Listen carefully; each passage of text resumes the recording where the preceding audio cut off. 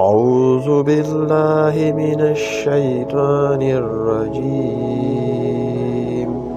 بسم الله الرحمن الرحيم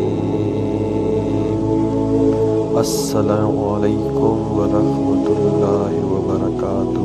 آج ہم بات کریں گے ایک ایسے مہان انسان کی جس کے نام سے دشمنوں کے دل کانپ جاتے تھے، لیکن دل اتنا نرم کہ اللہ کے خوف سے رو پڑتے تھے۔ یہ ہیں حضرت عمر فاروق رضی، اسلام کے دوسرے خلیفہ، اسلام کے شیر اور انصاف کی نشانی۔ پرارمبھک جیون حضرت عمر رضی کا اصلی نام عمر بن خطاب تھا۔ آپ کا تعلق قریش کے بنو ادی قبیلے سے تھا۔ قد لمبا، شریر مضبوط، دلیر اور بہادر، اور سمجھ، بول چال اور عقل میں بھی بے مثال۔ قبیلائی سماج میں آپ کی عزت اور رتبہ بہت۔ اسلام سے پہلے کا دور، اسلام آنے کے شروع کے دنوں میں حضرت عمر رضی اسلام کے سخت ویرودھی تھے۔ ان کو لگتا تھا کہ یہ نیا دین قریش کی عزت کو گرا دے گا، اس لیے آپ مسلمانوں کو ستانے والوں میں بھی شامل تھے۔ لیکن اللہ جسے چاہے ہدایت دے دے۔ ایمان لانے کا واقعہ، ایک دن عمر رضی غصے میں تلوار لے کر نکلے۔ ارادہ یہ تھا کہ تقریباً رک کر نوجو باللہ نبی پاک خان کو قتل کر دیں۔ راستے میں کسی نے کہا، پہلے اپنی بہن اور بہنوئی کو دیکھ لو، وہ بھی مسلمان ہو گئے ہیں۔ عمر رض غصے میں بہن کے گھر پہنچے۔ اندر قرآن کی تلاوت ہو رہی تھی۔ غصے میں بہن کو مار دیا۔ اس کے چہرے سے خون بہنے لگا۔ وہیں پل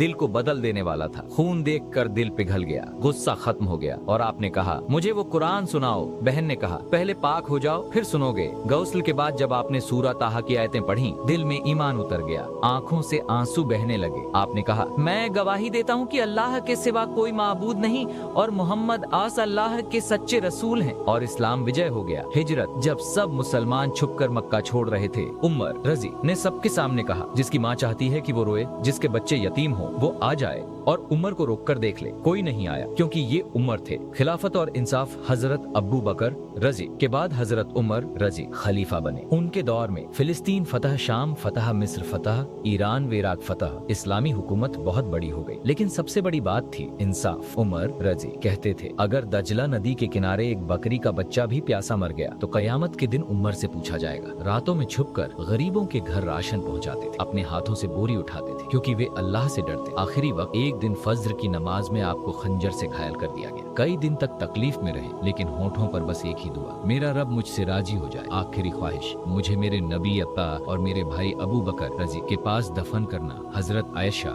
رضی نے اجازت دی، اور آج حضرت عمر رضی گنبد خضرا کے بھیتر رسول اللہ پان کے ساتھ آرام کر رہے ہیں۔ انت یہ تھے حضرت عمر فاروق رضی، جنہوں نے دنیا کو دکھایا کہ حکومت طاقت سے نہیں بلکہ انصاف اور اللہ کے ڈر سے چلتی ہے۔ کلوزنگ، اللہم رضا عمر الفاروق، یا اللہ ہمیں بھی ایسا ایمان، ایسا دل، ایسا کردار عطا فرما، آمین۔ اگر آپ کو یہ کہانی پسند آئی ہو تو لائک، شیئر اور سبسکرائب ضرور کریں، تاکہ ایسی اور اسلامی کہانیاں آپ تک پہنچتی رہیں۔